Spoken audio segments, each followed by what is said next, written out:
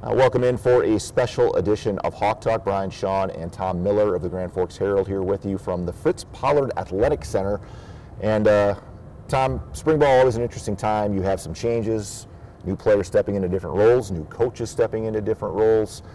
It makes for an interesting spring here, certainly in North Dakota on the defensive side, with Joel Schwensfire taking over as defensive coordinator, Tom Dosh coming back, longtime football coach in the region to coach the linebackers, and you get the sense that simplicity has kind of been the name of the game right now for this Fighting Hawks defense.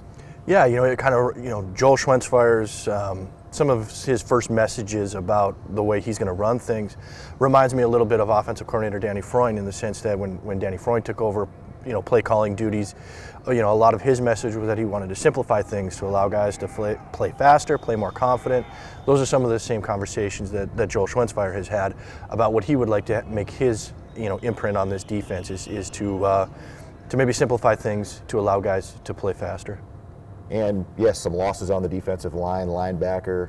There is some experience certainly back, but you get the sense this is a group that would like to take a couple of steps forward this spring so that they're feeling much more confident with what they're running heading into the fall.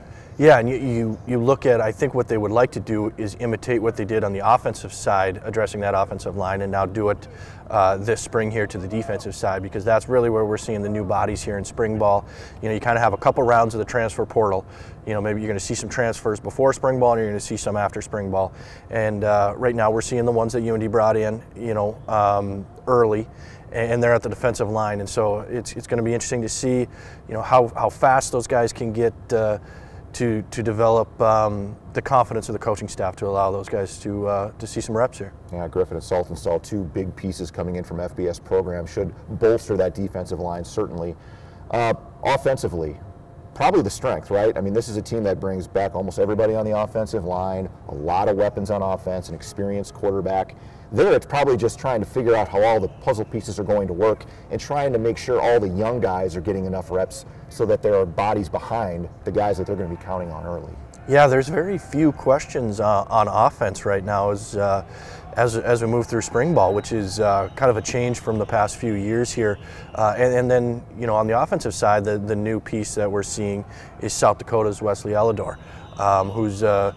who could add a lot to this wide receiving core that also already brings back a Bo Belquist and a Red Wilson. So yeah, offensively, there's fewer question marks than I think we're used to seeing at spring ball. And maybe tight end is one area to watch. Yes. Quincy Vaughn, who's been a quarterback in this program the last few years, taking a lot of reps at tight end. There's some younger guys that are trying to get into the fold with Adam Zavalny, certainly Trey Steckler both gone. That's going to be an interesting group to watch throughout this spring as they carry their workouts into fall camp as well. Yeah, and Adam Zavalny was really the pass-catching tight end out of that group that Jaden Norby has played a lot, Max Gunderson has played a lot, but Zavalny was the one, especially in the red zone, that UND looked to over the last few years here. So that's a role that's still going to be up for grabs. Is that Quincy Vaughn? I think that's left to be determined. There's plenty of bodies at tight end to sort through. And it's going to be interesting. Spring ball here is an important time for those guys to earn some confidence from the coaching staff. What storylines do you watch over the next 3 to 4 weeks here with this group? Because there is still some guys that have been in this program that have their opportunity here to at least leave a strong impression as they head out the door. Yeah, I think that there's two things that you really look for year in and year out at spring ball, and one is immediate, kind of with do the guys that you've written about in recruiting that are coming in for the first time, the transfers, did they pass the eye test? What do they look like? What could their role kind of be?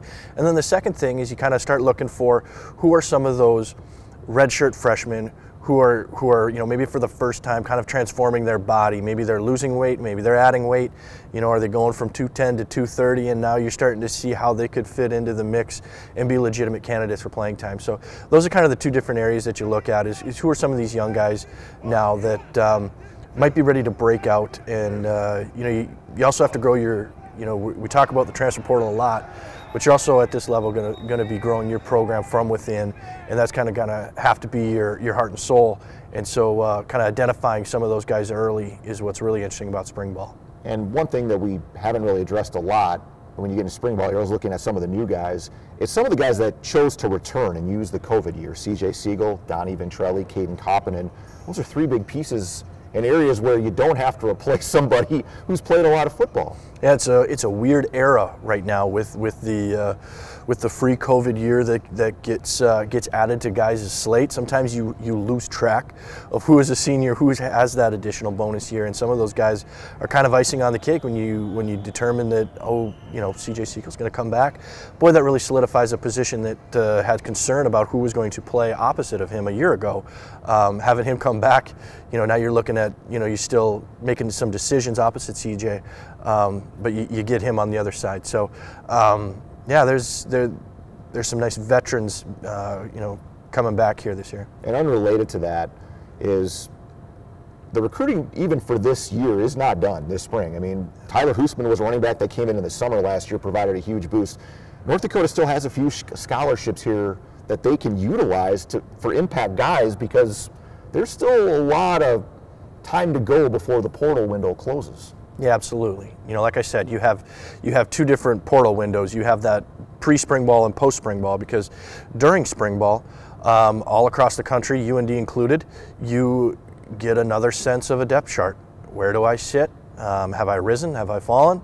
And once all that shakes out, there's going to be another round of kids that perhaps aren't happy at their previous spot, and you're going to add them to your, you know, recruiting board, and see if you can land a Tyler Hoosman of the world, who might have fallen out of things at Northern Iowa, and North Dakota couldn't have been happier.